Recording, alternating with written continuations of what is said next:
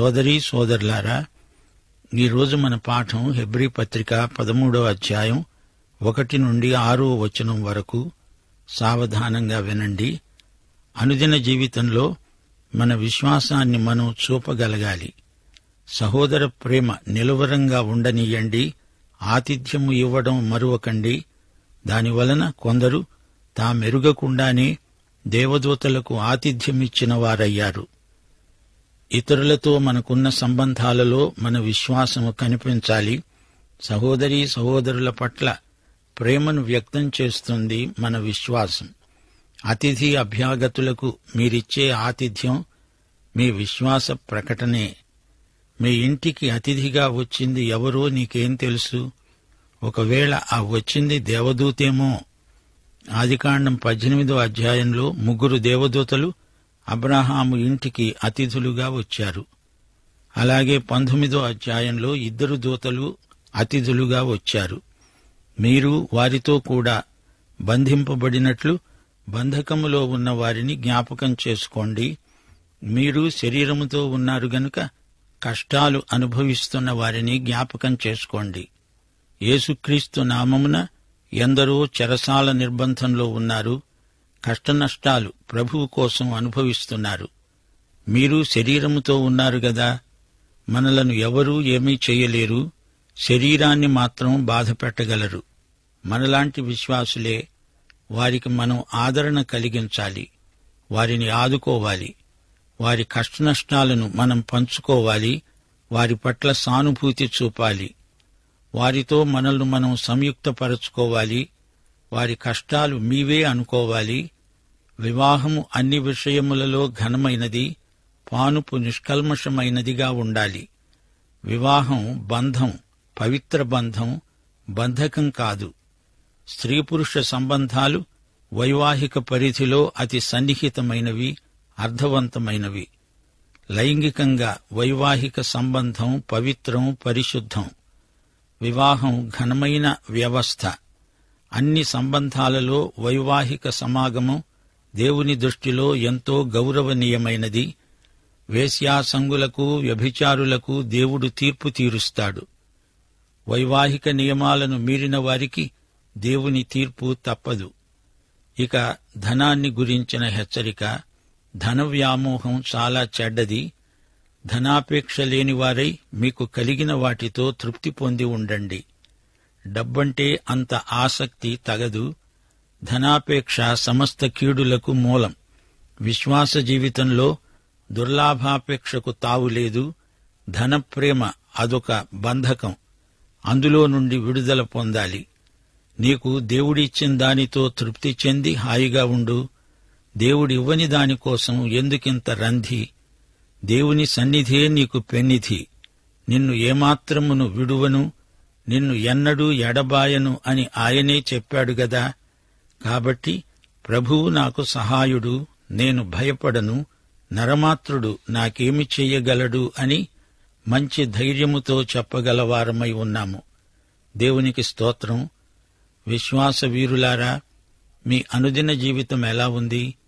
మీరు చేసేది చెప్పేది ఒకటే అయి ఉండాలి. మనం నూతన నిబంధన యాజకులం. మన కుటుంబ జీవితంలో పరిశుద్ధత కనిపించాలి. సహోదర ప్రేమ కొనసాగాలి. ఫిలడెల్ఫియా అంటే సహోదర ప్రేమ. 1 పేతురు 2వ అధ్యాయం 17వ వచనం.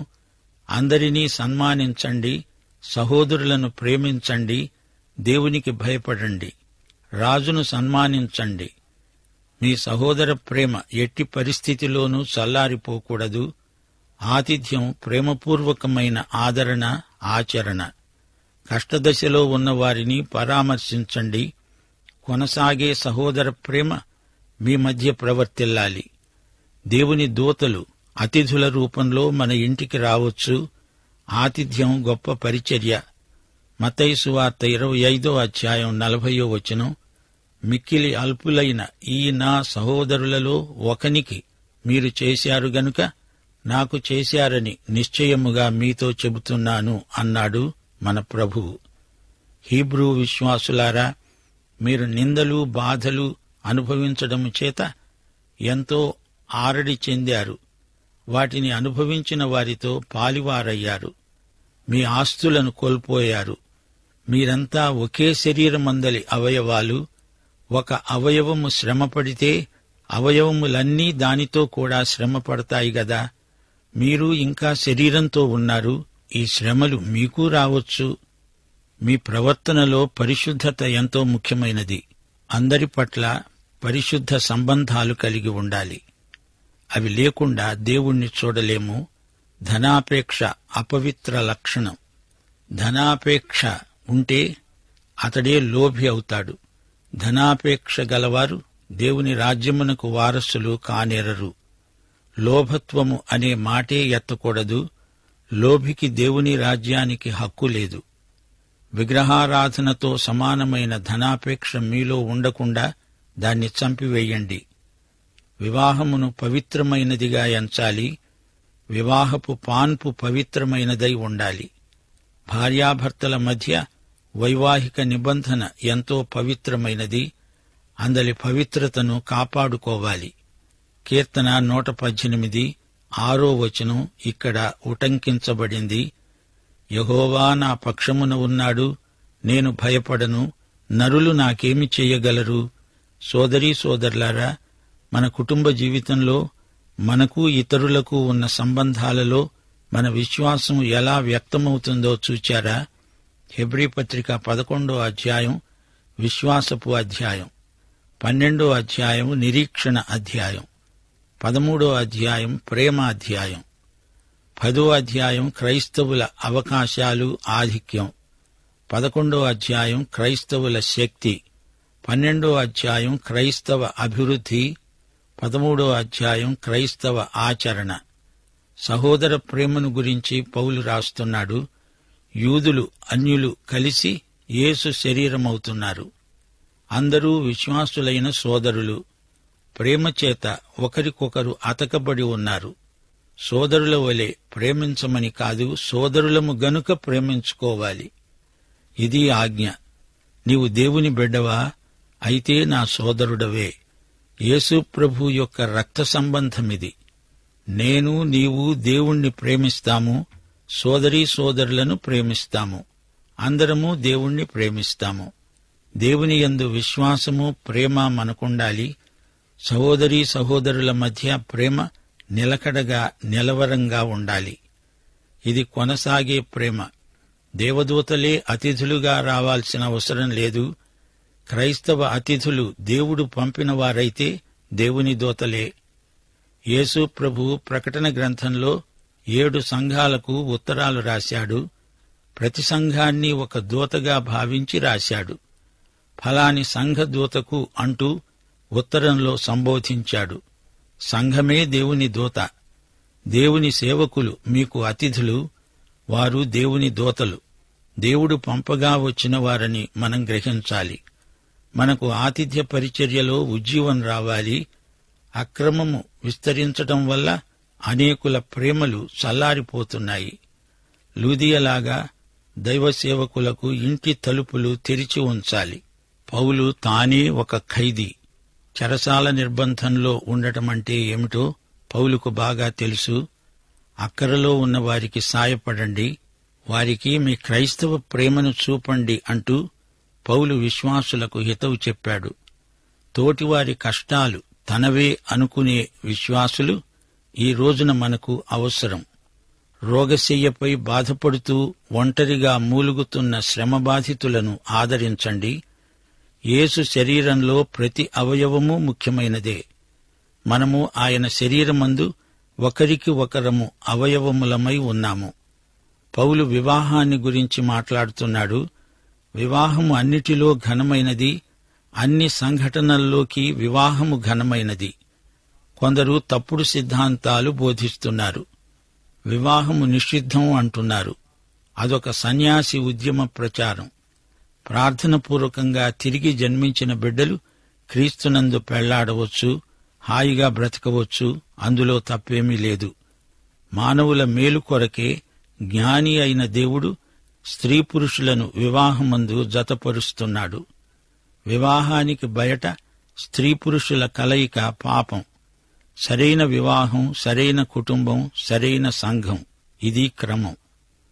వివాహపు పానుపు పవిత్రం, నిష్కల్మషం. వేశ్యాగమనం పాపం, వ్యభిచారం పాపం. దేవుడు తీర్పు తీరుస్తాడు. గలతీ పత్రిక 6వ అధ్యాయం 7వ వచనం. మోసపోకండి, దేవుడు వెక్కిరించబడడు. మనిషి ఏది విత్తితే అదే పంట కోస్తాడు. లైంగిక పాపాలు దాగవు, అవి బయటపడి తీరతాయి. దేవుని తీర్పు ఈ పాపాల మీదికి వస్తుంది. పాపం చేసి ఎవడూ తప్పించుకోలేడు. విశ్వాసుల జీవిత విధానం వాక్యానుసారమైనదై ఉండాలి. ధనం నీ దేవుడు కాకూడదు. దేవుడు నిన్ను విడువడు, ఎడబాయడు. దేవుణ్ణి, దేవుని వాక్యాన్ని, ఆయన వాగ్దానాన్ని నమ్ము. నీ స్నేహితులు, నీ బంధువులు నిన్ను విడువవచ్చు, కాని ప్రభువు నిన్నెప్పుడూ విడువడు, ఎడబాయడు. ఆయన మనకు అభయమిస్తున్నాడు. ఆయన నిన్ను కోటీశ్వరుణ్ణి చేయకపోవచ్చు గాని నిన్ను విడువడు, నీకు తక్కువేమీ చెయ్యడు. యేసు నా పక్షాన ఉండగా నాకు విరోధి ఎవడు? యెరూషలేము, యూదయ్య, సమరయ్య దేశాలలోని క్రైస్తవులు శ్రమలు అనుభవించబోతున్నారు. వారేమీ భయపడనక్కర్లేదు. దేవుని వాగ్దానాన్ని వారు నమ్మాలి. దేవుడు తన బిడ్డలను విడువడు. నరమాత్రులు తమకు ఎట్టి కీడు చెయ్యలేరు. యేసు ప్రభువు ఎంతైనా నమ్మదగినవాడు. సోదరీ సోదరులారా, అపొస్తలుడైన పౌలు హీబ్రూ క్రైస్తవులకు వ్యక్తిగతమైన నైతిక హెచ్చరికలు ఎన్నో రాస్తున్నాడు. ప్రారంభంలో హెబ్రీ పత్రిక ఓ గ్రంథమనుకున్నాము. ముగింపులో ఇదొక ఉత్తరమనిపిస్తోంది. ప్రియ క్రైస్తవ విశ్వాసులారా, స్వార్థం మానండి, శరీరాశలను విసర్జించండి, నైతిక ప్రవర్తన పవిత్రంగా ఉండేలా జాగ్రత్త పడండి. సహోదర ప్రేమ వర్ధిల్లాలి. క్రైస్తవ సహోదరత్వంలోని ప్రత్యేకత ప్రేమే. ఇది స్థిరమైన ప్రేమ, నిశ్చలమైన ప్రేమ. శాశ్వత కాలము నిలిచి ఉండేది ప్రేమే. ఆతిథ్యమందు, సానుభూతియందు వీరి ప్రేమ కనిపిస్తుంది. యేసు నామమున ఎవరు వచ్చినా వారికి ఆతిథ్యమిచ్చి ఆదుకోవాలి. యోహాను సువార్త 13వ అధ్యాయం 34వ వచనంలో ప్రభు అన్నాడు, నేను మిమ్మును ప్రేమించినట్లు మీరు ఒకరిని ఒకరు ప్రేమించుకొనండి. అపొస్తలుల కార్యములు 9వ అధ్యాయం 4వ వచనం. పౌలు విశ్వాసులను హింసిస్తున్నప్పుడు యేసు అన్నాడు, నీవు నన్ను హింసిస్తున్నావు. యేసు, విశ్వాసులు ఒకే శరీరం. శరీరంలో అవయవాలలో ఏ ఒక్కదానికి దెబ్బ తగిలినా శరీరమంతా బాధపడుతుంది. వివాహం దైవ నిర్ణయం. క్రైస్తవ కుటుంబాన్ని దేవుడు ఎంతో ఘనపరుస్తున్నాడు. కుటుంబ పవిత్రతను భంగం చేయటం ఆధ్యాత్మిక నేరం. అట్టి నేరస్తులకు దేవుడు తీర్పు తీరుస్తాడు. ధనాపేక్ష మానండి, దుర్లాభాపేక్ష మీకు తగదు. సంతుష్టి సహితమైన దైవభక్తిని అలవరుచుకోండి. ధనాపేక్ష క్రైస్తవ సౌశీల్యాన్ని అపవిత్రం చేస్తుంది.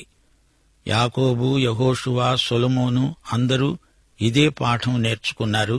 ధనాన్ని నమ్మేవారు దేవుణ్ణి నమ్మటం లేదని అర్థం. ప్రభువే నా సహాయం అని నమ్మినవారు డబ్బును నమ్మరు.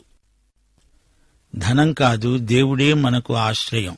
దేవునికి స్తోత్రం. దేవునికి, సిరికి దాసులై ఉండనేరరు. ధనదాసులు దేవుణ్ణి సంతోషపెట్టజాలరు. అన్ని పాపాలకు, కీడులకు మూలం ధనాపేక్షలోనే ఉంది. ధనాపేక్ష నుండి విడుదల పొందండి. దేవుడు మిమ్ములను విడువడు, ఎడబాయడు అనే నిశ్చయత గలవారై ధైర్యంతో బ్రతకండి. ఉన్నదానితో తృప్తి చెందక ఇంకా లేదే అని ఏడ్చేవాడే దరిద్రుడు. ఫిలిప్పీ పత్రిక 4వ అధ్యాయం 11 నుండి 13వ వచనం వరకు పౌలు యొక్క సాక్ష్యం ఎంతో విలువైనది. నేను ఏ స్థితిలో ఉన్నా ఆ స్థితిలో సంతృప్తి కలిగి ఉండ నేర్చుకుని ఉన్నాను. దీనస్థితిలో ఉండనెరుగుదును, సంపన్న స్థితిలో ఉండనెరుగుదును. ప్రతి విషయములోనూ, అన్ని కార్యములలోనూ కడుపు నిండి ఉండుటకు, ఆకలిగొని ఉండుటకు, సమృద్ధి కలిగి ఉండుటకు, లేమిలో ఉండుటకు నేర్చుకుని ఉన్నాను. నన్ను బలపరచువాని యందే నేను సమస్తమును చేయగలను. ఫిలిప్పీ 4వ అధ్యాయం 19వ వచనం. దేవుడు తన ఐశ్వర్యము చొప్పున క్రీస్తు యేసునందు మహిమలో మీ ప్రతి అవసరము తీరుస్తాడు. దేవుని వాగ్దానములు ఎంతైనా నమ్మదగినవి. సంఖ్యాకాండం 23:19 దేవుడు అబద్ధమాడటానికి ఆయన మానవుడు కాడు, పశ్చాత్తాపపడడానికి ఆయన నరపుత్రుడు కాడు. ఆయన చెప్పి చేయకుండా ఉంటాడా? ఆయన మాట ఇచ్చి స్థాపించకుండా ఉంటాడా? దేవుడు మన సహాయుడై ఉండగా నరమాత్రుడు మనకెట్టి హాని చేయజాలడు. ఆయనే మనకు ఆశ్రయము, దుర్గము. ఆపత్కాలములో ఆయనే మనకు నమ్ముకొనదగిన సహాయుడు. దేవునికి స్తోత్రం. ప్రభువు కోసం, ఆయన సువార్త కోసం శ్రమపడేవారిని మనం జ్ఞాపకం చేసుకోవాలి. అనేక మంది నేర ప్రవృత్తి గలవారున్నారు. వారి పరిసరాలు, వారు పెరిగిన వాతావరణం, సరైన పెరుగుదల లేకపోవడం వల్ల కొందరు నేరస్తులవుతున్నారు. వారిని సానుభూతితో సువార్త ద్వారా సంస్కరించడానికి కృషి చెయ్యాలి. శ్రమబాధితులను, శారీరక శ్రమలకు గురి అయిన వారిని చేయూతనిచ్చి ఆదుకోవాలి. వారిని పరామర్శించాలి. వారిని మరిచిపోకూడదు. దేవుని బిడ్డలు శరీరమందు శ్రమపడుతూ ఉంటే వారికి మీరు ఆదరణ కలిగించాలి. సహోదర ప్రేమ నిలువరంగా ఉండకపోవడానికి కొన్ని ఆటంకాలున్నాయి. సహోదరుల మధ్య అభిప్రాయ భేదాలు పుట్టుకొస్తాయి. దేవుడిచ్చిన తలాంతులు, ఆత్మ వరాలలో ఎంతో వైవిధ్యం ఉంది. ఎక్కువ వరాలున్న వారికి ఆధ్యాత్మిక గర్వం, వారిని చూచి తక్కువ వరాలున్న వారికి అసూయ. ఇలాంటి వైఖరుల వల్ల సహోదర ప్రేమ నిలువరంగా ఉండదు. సోదరులకు ఒకరిని గురించి ఒకరికి అపోహలు, సౌశీల్యాన్ని హత్య చేసే పుకార్లను నమ్మడం సహోదరుల ప్రేమ చల్లారిపోవడానికి కారణమవుతాయి. ప్రియులారా, మనము ఒకరినొకడు ప్రేమిస్తాము. ప్రేమ దేవుని మూలముగా కలుగుతున్నది. దేవుడు ప్రేమ లేనివాడు దేవుణ్ణి ఎరుగడు. ప్రేమ మనలో పరిపూర్ణమవ్వాలి. దేవుడే మొదట మనలను ప్రేమించాడు గనక మనము ఆయనను ప్రేమిస్తున్నాము. డబ్బు ఉన్న వ్యక్తి దానిని కాపాడుకోవటం కోసం అనేకమైన అబద్ధాలు చెప్తాడు. అది అతని జీవిత కేంద్రమవుతుంది. డబ్బు చుట్టూ అతని ఆలోచనలు తిరుగుతూ ఉంటాయి. అతని ధనము ఎక్కడుందో అతని హృదయం అక్కడే ఉంటుంది. డబ్బు యొక్క దుష్ప్రభావం నశించాలంటే దేవుని దృష్టిలో దానికి లేని విలువను మనం దానికి ఇవ్వకూడదు. డబ్బు కలిగి ఉండటం కాదు, దానిపై వల్లమాలిన ప్రేమ ఉండకూడదు. డబ్బు లేని వానికి దాని మీద అధికాశ ఉండకూడదు. అది ఉన్నవానికి దానిపై అధిక ప్రేమ ఉండకూడదు. విశ్వాసులు ఈ విషయంలో చాలా జాగ్రత్తగా ఉండాలని వాక్యం బోధిస్తోంది. తృప్తి అనేది గొప్ప ఆధ్యాత్మిక సుగుణం. ఎప్పటికప్పుడే క్రీస్తునందు ఆత్మకు తృప్తి. సణుగు, సందేహము లేకుండా నిండు మనసుతో ప్రభువునందు జీవించాలి. ప్రభువు నిన్ను విడువడు, ఎడబాయడు. ప్రభువు నాకు సహాయుడు. ఏ నరుడు నాకేమీ కీడు చెయ్యలేడు అనే నిశ్చయత విశ్వాసికి ఎంతో ధైర్యం గొలుపుతుంది. ఈ అధ్యాయం ముగింపులో మా శ్రోతలకు 4 ముఖ్య విషయాలను జ్ఞాపకం చేయగోరుతాము. 1. సహోదర ప్రేమ. పౌలు థెస్సలోని సంఘస్థులకు ఇదే మాట చెప్పాడు. మేము మీ ఎడల ఏలాగు ప్రేమలో అభివృద్ధి పొంది వర్ధిల్లుతున్నామో అలాగే మీరు ఒకని ఎడల ఒకడు, మనుష్యులందరి ఎడల ప్రేమలో అభివృద్ధి పొంది వర్ధిల్లునట్లు ప్రభువు దయచేయునుగాక. 2. శ్రమబాధితులను పరామర్శించాలి. శ్రమలో ఉన్న విశ్వాసులకు మనం ఆదరణ పరిచర్య చేయాలి. 3. వైవాహిక పవిత్రతను పాటించాలి. స్త్రీ పురుషుల మధ్య అతి సన్నిహిత బంధం వైవాహిక పరిధిలోనే ప్రవర్తిల్లుతుంది. 4. ధన వ్యామోహం మానండి. దేవుడు తన బిడ్డలకు సమస్తము అయి ఉన్నాడు. పాఠం ఇంతటితో సమాప్తం. ప్రభు అయిన యేసుక్రీస్తు వారి కృప, తండ్రి అయిన దేవుని ప్రేమ, పరిశుద్ధాత్మ యొక్క అన్యోన్య సహవాసము మనకు సదాకాలము తోడై ఉండునుగాక. ఆమేన్.